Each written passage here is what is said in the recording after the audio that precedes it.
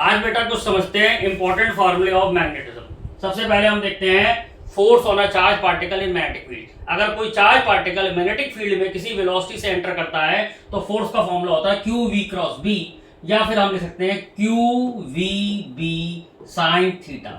Theta किसके बीच का एंगल है? थीटा वी और बी के बीच का एंगल है। अगर वी और बी के बीच का एंगल जीरो होगा तो मैग्नेटिक फोर्स जीरो होगी, और अगर वो चल नहीं रहा होगा, वेलोसिटी जीरो होगी, तब भी मैग्नेटिक फोर्स जीरो होगी।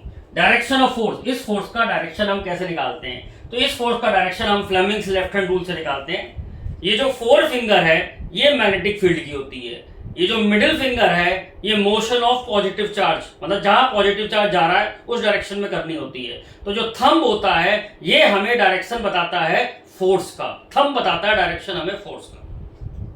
अगर इसी तरह से अगर कोई मैग्नेटिक फील्ड में अगर कोई वायर रखी हुई है तो उस पर कितनी फोर्स लगती है? उसमें करंट है वायर में, तो मैग्नेटिक फील्ड में वायर पे फोर्स लगती है F = I L cross B, या फिर F = BIL sign theta. Theta जो है एंगल है तुम्हारा L और B के बीच का।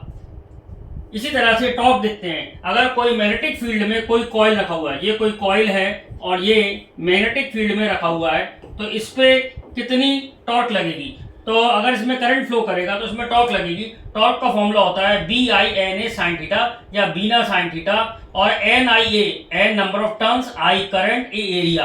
NIA को हम मैग्नेटिक मोमेंट कहते हैं, और टॉर्क का फॉर्मूला जो निकलता है वो निकलता है M क्रॉस B।